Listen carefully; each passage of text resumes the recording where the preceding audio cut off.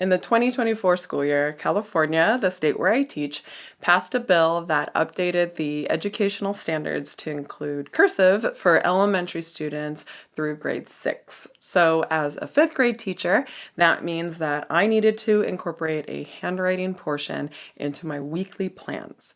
But with that being said, sometimes doing endless tracing worksheets or copying boring text can be pretty draining on kids, which is why we like to do Fun Write Friday.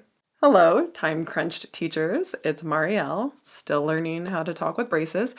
And bravo to you for watching a teaching video on cursive.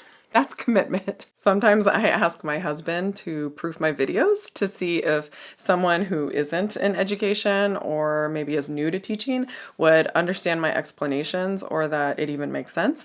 And often he actually gives me really good feedback, especially if I'm using too many teacher acronyms or teacher speak. But I'm gonna be real transparent here. There is no way he is watching a video about handwriting and cursive instructions, so here's to hoping I do everything right.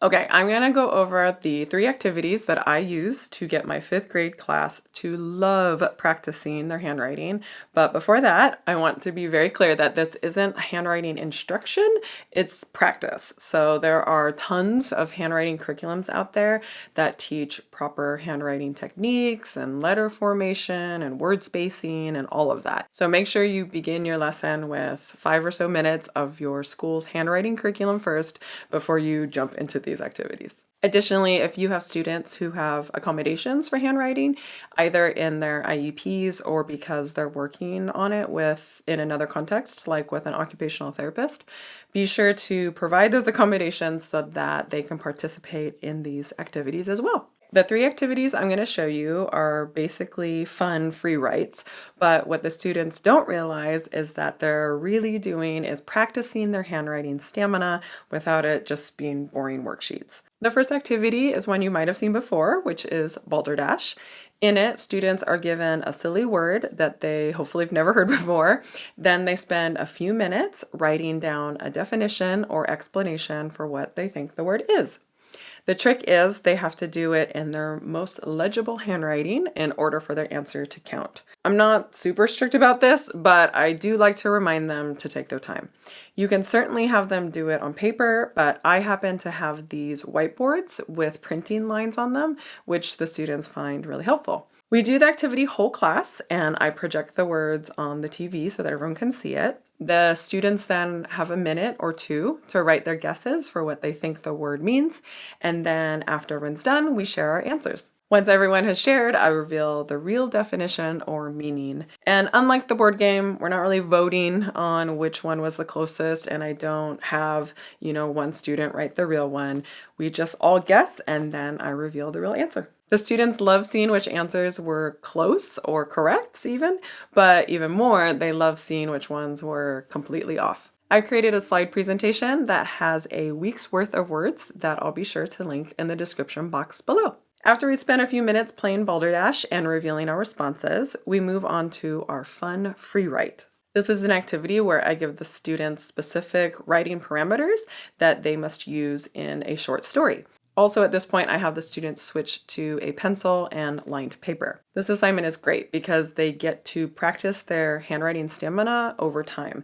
As we begin the year with just them writing a paragraph or 2, and slowly they progress to writing over a page as the year progresses. It's really up to you how much time your students can reasonably spend writing, so you can decide how long this activity should be. And like before, they have to do the assignment in their most legible handwriting. Here are a few examples of topics I've come up with for them to write about. Include all 3 of these things in your story: a bag of Cheetos, a TV that won't shut off, and a clock that only runs backwards. Another topic was write a story about someone who is really good at something they hate. I've created a slide presentation that has these plus a week's worth of prompts that I'll include in the description box below. While the kids really enjoy being creative and using their imagination for the Balderdash and fun free write, sometimes handwriting practice includes just copying text instead of having to think of what to write at the same time that they're actually writing. So instead of copying those boring sentences or short stories from handwriting books,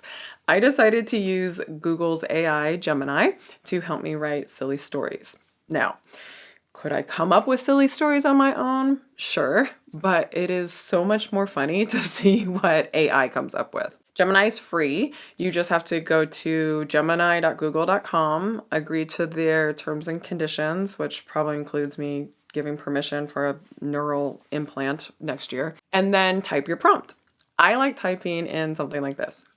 Write a very short story about Mr. Ozier's fifth grade class and their new pet. Their pet should be make-believe. And here's the story, which includes a pet named Fluffington who eats stardust that we collect from the moon. Or hit this regenerate drafts button to see it spit out different versions. When you find one that you like, click the share and export button to dump it into Google Docs. Here you can edit it or change certain parts, and if the story is too long for a student to copy in one setting, you could certainly edit it down, or sometimes I just break it up into multiple sessions where the student can just copy a portion. The point is that they get to copy something silly or hopefully a little more interesting for them than standard handwriting practice. And of course, after the students have a little bit of fun with this, you might even ask them to share prompt ideas that you can make for them to use at a later date. So those are some of the activities we do for handwriting. We do at least 2 of these activities every Friday, and I've never had a student complain, but just be sure to keep referring to it as Fun Write Friday and not handwriting practice. If you're interested in more fun classroom games and activities like this, then check out this playlist with my students' favorite games for reading, phonics, and math.